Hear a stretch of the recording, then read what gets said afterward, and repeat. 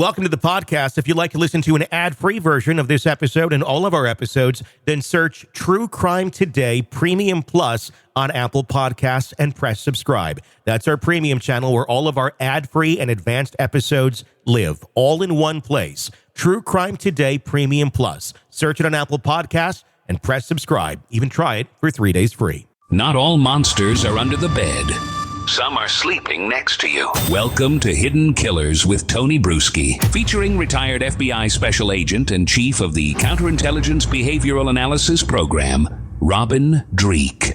Richard Allen, the man accused of being the Delphi murderer. We've been watching this case as it's led up to trial. Obviously, the trial has finally gone through, and a verdict has been rendered guilty. That is what the jury found him. And as we've said from the beginning, this man, if any, has a get a new trial free card. We'll get into that in just a little bit. Joining me to discuss, Robin Dreeke, retired FBI Special Agent, Chief of the Counterintelligence Behavioral Analysis Program. I'm just going to throw it over to you. What was your reaction to this verdict when it came down just last week? I had so many emotions at the same time, Tony. This is one of those cases going to be with me, and I know a lot of people the rest of my life, I think. Mm-hmm. Disbelief was my first one because I still haven't changed my thought patterns. I've done a lot of reflection. You know, it's like my first reaction was I must have a blind spot. Mm-hmm. I must not see something that other people have seen. I'm wrong. I mean, it was really self reflective and blaming myself for not seeing something that the jury saw. Mm-hmm. And then I'm going through my range of emotions. You know, I even reached out to you, as you know. I apologize. I must have been way off of what I said. And I'm like, you're great. We all agree.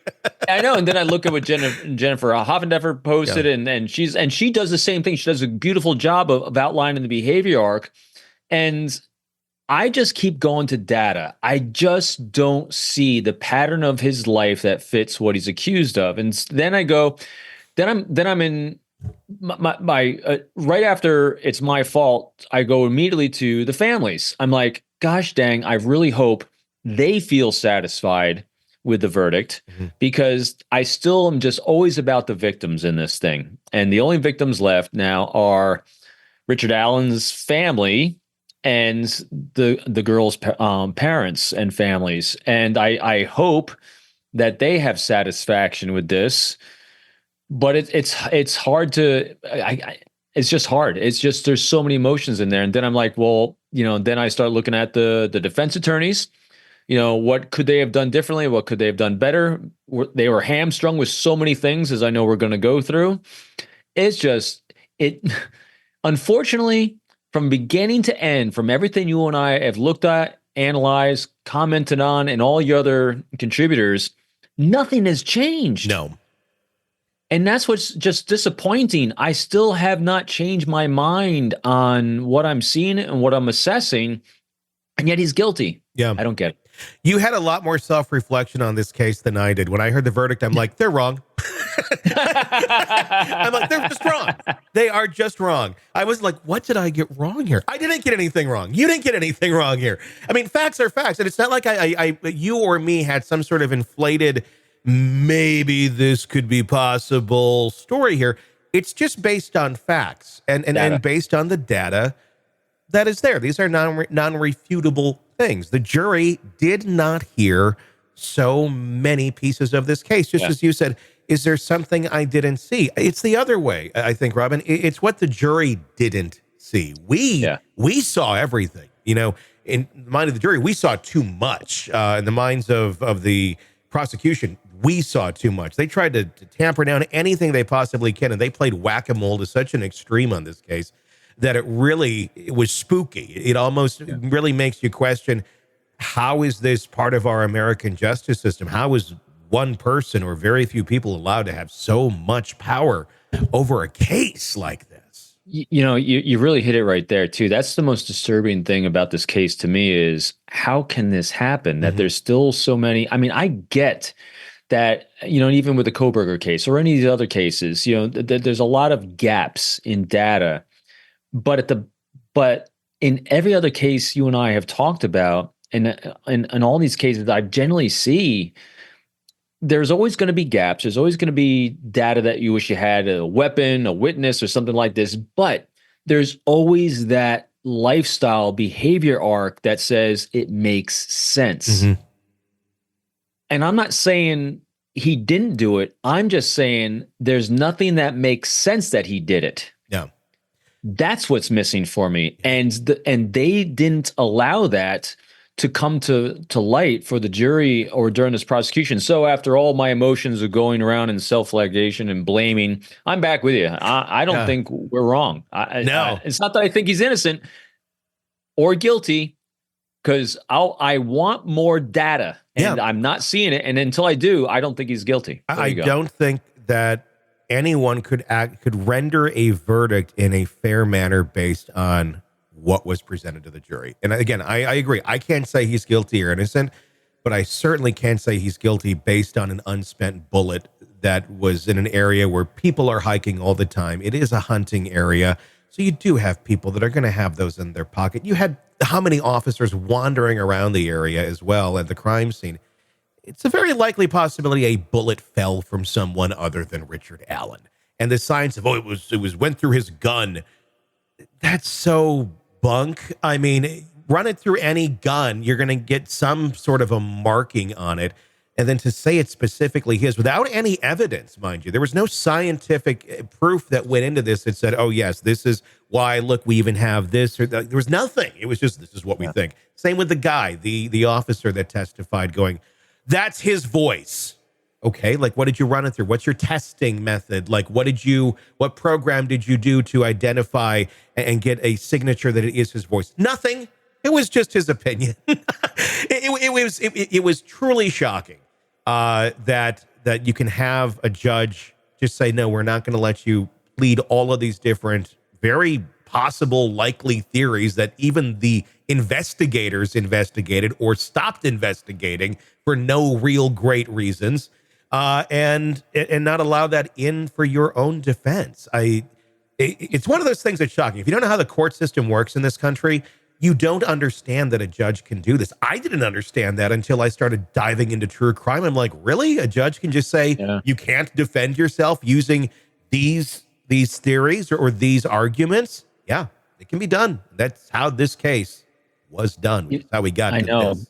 And just just a handful of the other potential people they were looking at or could have looked at, their behavior arcs fit closer than his. Oh, completely. Even if there's like only one or two data points on them, that's one or two more than that came to light for Richard Allen. It just and also I'm not a jury blamer or a victim blamer, so I definitely, the jury did the best they could. They did the best they could, with the instructions because again, I don't know the instructions that they got. I don't know, their perceptions. I did hear, I was on another show and someone's actually in the courtroom during it, and I'm pontificating like I am now about, what I'm not seeing. And this person came out of the courtroom saying, oh, the jury's going to convict them. And I was like, really?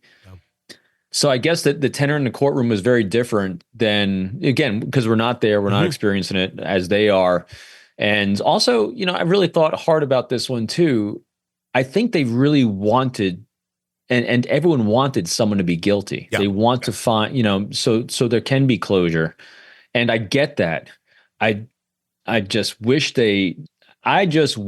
we all felt better about this. I agree. The scary thing is about a case like Richard Allen and the Delphi murders is that people want answers. And that's the families, the neighborhoods, the communities, everybody, they want answers for what happened to these two little girls. There's nothing wrong with that. But oftentimes when we go on the path of trying to find answers, we put the blinders on. We go down this path and we think we know what we're looking for. We try to find that. And in some cases that leads us in a good direction because, sometimes those instincts are correct. But they searched for 5 years for a man and they never found one. And then they go back to old interviews and, oh my gosh, look at this one. We completely dropped the ball. How did we not realize we had this one? And there's really not a whole lot in this interview other than railroading him. But they went back to that and they said, oh, well, there's this bullet. Maybe we should connect this. And the rest is really history. Yet there are so many people in this case that you had mentioned earlier were not looked into or was just kind of touched upon. It's shocking. And I'm going to talk about some of these names. And these people, I'm not saying they're the killer or the killers, but I'm saying this is bizarre that there wasn't more of an investigation into this. You have Brad Holder, the avowed Odinist, initially a suspect due to his religious affiliations with Odinism and his proximity to the scene. The defense argued that elements of the crime scene, such as the rune-like formations, pointed to the ritual Odinistic killing. It was deemed inadmissible by the court because they didn't want to hear about his involvement. Just inadmissible. There's no Odinism here.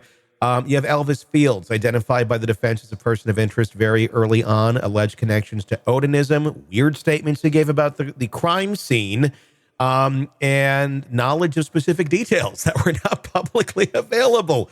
Yet he wasn't our guy. I believe he even went on social media and even like posted like kind of recreations of the crime scene. But nope, he couldn't have anything.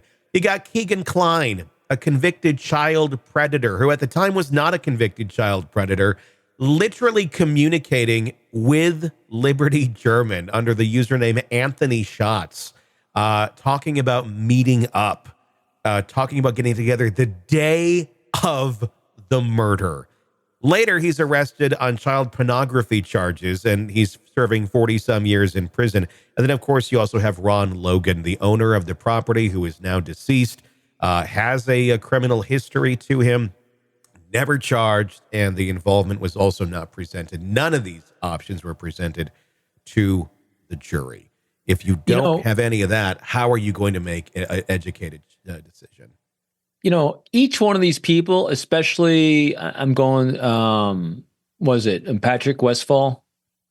That's the one's in jail. Yeah. Keegan Klein is in jail. Keegan Klein. Look at, just do our own thought experiment here, as we love to do. Mm-hmm.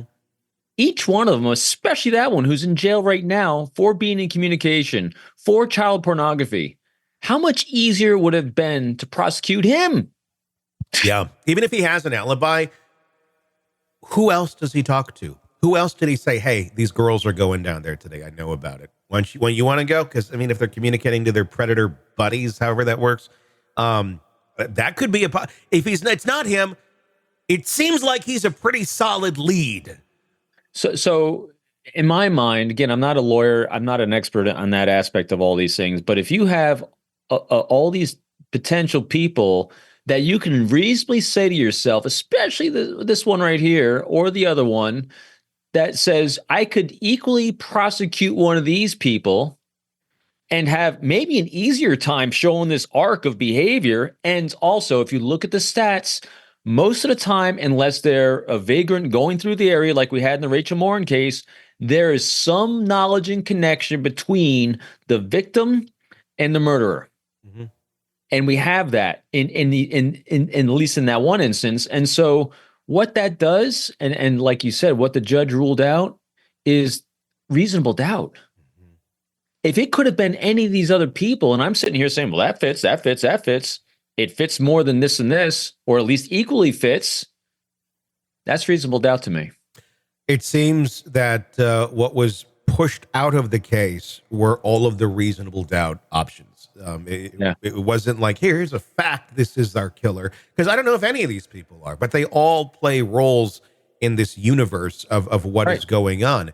And the fact that they didn't allow the jury to even hear those names, or at least put them into context, because they're all players in this, it is shocking. And in no way, I think, fair. It's just one of the many, many options that Richard Allen will have here on appeal. Beyond the people that were brought into the case of Richard Allen, or the lack thereof, because many of them never made any sort of impact on the jury. It's going to be interesting to hear their reactions now that they're out of that position, if they're going to be kind of shocked by everything they weren't informed of. You have other pieces of evidence that never were heard. The Odinism theory, not touched upon at all. And I was saying towards the end of this trial, Did we even need to go to Odinism? Because to me, on the outside, it felt like the defense didn't do a very good job at all. It felt like the prosecution really pointed out all of the weaknesses. And I thought, well, Odinism really doesn't even need to be in there. It couldn't be. The judge wouldn't allow it. But I guess I was wrong. Maybe they did need the Odinism theory. Do you think the Odinism theory would have helped this case, or would it have pushed the jurors even further to the side going, that's too fantastical, if we didn't have the rest of the context? I think what could have helped is if you removed the label of Odinism and just put like a cult-like murder, or ritualistic type murder without an inflammatory or weird sounding label on it. You just say that, in other words, give it a reason, a motive for committing this murder was ritualistic, without giving it a particular label of meaning. I think that probably would have had more traction, just because it sounds better to the ear. I think if it's presented more in a pragmatic, scientific way, not science of the supernatural or Odinism, but just in a ritualistic kind of cult-like way, because there's tons of cases that there's cult-like ritual murders and things that happened. And I mean, if you look at Lori Day Belvallo, that was a wackadoo religious cult-like murder of her children that you didn't give any kind of religious label to. And if we had called that, that it was Odinism, that would have sounded a little weirder.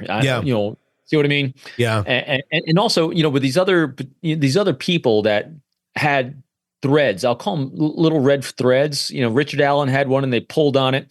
And these other potential people, they had these little red threads too. What they should have done is they should have done a deeper dive to see if they can pull that red thread and see if it dives deeper. And if it doesn't, because right now all these people look equal to me. Yeah. They're all kind of here on the surface. That they went an inch deep instead of a mile deep on anyone. Yeah. Anyway, that's a great analogy. No, I feel very much the same. I feel like there's others that are standing out with far more interest than Richard Allen ever was. Just take a look. Yeah. If they go nowhere, okay, good. Yeah. Well, then we have less reasonable doubt. Let's do the job first. Let's go down the line and see what we can find. The sketch is another big part of this case. None of them look like Richard Allen. But again, the prosecution, Gull specifically, said, no, inadmissible. The jury doesn't need to see the sketches that we all put out and said, this is our man. And he doesn't look a thing like the guy. That might be some reasonable doubt there that this person that people described doesn't look at all like your suspect. They also said, this is a taller man. Any eyewitness who claims to have seen this man claims he was taller, like upper 5 feet, lower 6 feet. Richard Allen is 5'4". It's a pretty, there's a big difference between 5'4" and 5'10" or 5'11". You can kind of mix it up, I think, anywhere in like the upper 5s to lower 6s if you're just guessing how tall someone is. If you're in the lower 5s, I think most people would guess you're in the lower 5s. It's a pretty steep difference there, by like a head. You're not going to, I guess, mix that up. I guess if you've been alive for any amount of time and know the basics of our measuring systems. Guilt confirmation bias at play. Yeah. I really think that's it. And that interview really said it all to me. The transcript of his interrogation that they put out there was just, they saw him as guilty and they went right to an accusation after a few minutes of rapport and trust where he starts disclosing, and they immediately went into accusation from the very get-go.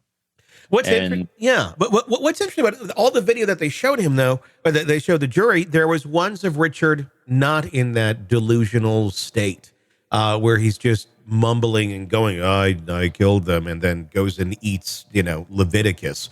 That's what he's been doing. He was eating the Bible. He was eating his own feces. He's running headfirst into a wall. And they're saying, well, see the video. He said he did it here. But where he's coming out of work from CVS and they're talking to him, totally different human being. One has not had a psychotic break. The other has, because they've been in solitary confinement for that long. That's another one that really kind of shocked me. Does the general public, do jurors not understand? I mean, just the impacts of what that kind of torture will do to someone. I mean, even if it's spelled out for you, does the general public literally think, oh, I could stand that, I'm a strong man or I'm a strong woman? No, you can't. Yeah. So, and I mentioned it in your other show too. I'm reading another one too. I'm reading I can't remember. So it's about Raoul Amundsen. This is the greatest adventurer and greatest explorer of the last couple hundred years. This guy is actually the first one to reach the South Pole. Mm-hmm. And I mentioned, the voyage of the Jelka. I can't remember saying. It's a Belgian ship that got trapped in the ice pack down there in Antarctica. And even back then, the science and understanding of what isolation does to the human being is profound. And I've had people say to me too, well, he got 1 hour of sunshine a day. He got to go out. That doesn't do it. It doesn't do it at all. These people were trapped with each other. There's like 14 of them. And they still had 2 that became insane, and 1 committed suicide when they returned, and 1 down there. The effect of isolation on us as a species is profound. We are not genetically and biologically coded to be alone. And when you're put in isolation like that, it does horrible things. But that's why we have all these NASA studies for the travel to Mars. And even before we went to the moon, because it's not about, yes, it's about the distance, about the radiation, all these things. It's about the human isolation and what it does to us. Yeah. And you have to pick very specific people that can actually handle that. And not many can, if any. And so when you take someone like Richard Allen, who may be right on the precipice because he's self-described as having some psychological issues, he says he's suicidal, where he can function completely fine if all things remain equal.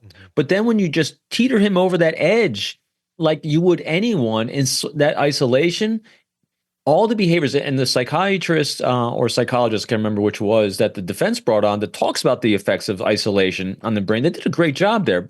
I don't know why they didn't harp on that more, because it has a severe, profound effect on us and our physiology. Just read any history book, read any explorer book where someone's exploring anywhere in the Arctic, in the North Pole or South Pole from around the 17 to 1800 time frame. You will see exactly what I'm talking about. And this is just not, it's just us as a species. Yeah. It's just how we work. It is what it is. I want these families to, have closure. Yeah. I know that's a cliche thing to say. Yes. When you lose your kid, you're never truly going to have closure. But have something that brings some sort of end to this chapter. Just a bookend. The families being satisfied in some way, shape, or form as much as you can after losing your child. I don't know if they are or not. I'm not trying to speak for them. I know, from the perspective I have, if I was a parent of this one of these kids, I don't think I'd be very happy. I would feel like, well, yeah, we named somebody, but I don't think I'd feel very confident about this. Do you think the families are satisfied? I suppose it's easier to want to fit the square peg in the round hole, and maybe they did it here. But I think deep down, you probably know, was this the right peg for the hole? I don't know. I was on, I had a tail end of listening to someone actually who's friends with the family on another show. And there's a lot of emotion that's going on with everyone on both sides, both the Allen family and the victims' families. And it's one of those things I would never, I don't know the answer to that. I don't presume the answer to that. The challenge I would think that they're going to have is the fact that there's going to be an appeal. And so the appeal process to me would not allow them to move forward, So I don't know what they need. It's one of those things you just don't know what the families need. Like with all these other cases, I just want them to be satisfied. Yeah. I want justice and I want satisfaction for the victims. And my gut is, I don't think we're there yet on this. Yeah. One can only hope. What will happen next. It's likely going to go to appeals, and off of the laundry list of things that went wrong in this case, I would be shocked if he does not get an appeal, or at some point. Now, that could take a long time. It might not be the first round. They're like, oh, yeah, you're good, depending on who it goes to.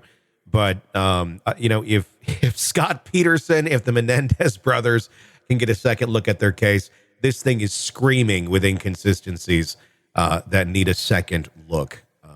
It'll be fascinating. Yeah, it'd be interesting to see what's that group coming in for Scott Peterson, The Innocence Project. The Innocence Project. This is ripe for the Innocence Project. There is no doubt. Without a doubt. Welcome to the podcast. If you'd like to listen to an ad-free version of this episode and all of our episodes, then search True Crime Today Premium Plus on Apple Podcasts and press subscribe. That's our premium channel where all of our ad-free and advanced episodes live, all in one place. True Crime Today Premium Plus. Search it on Apple Podcasts and press subscribe. Even try it for 3 days free.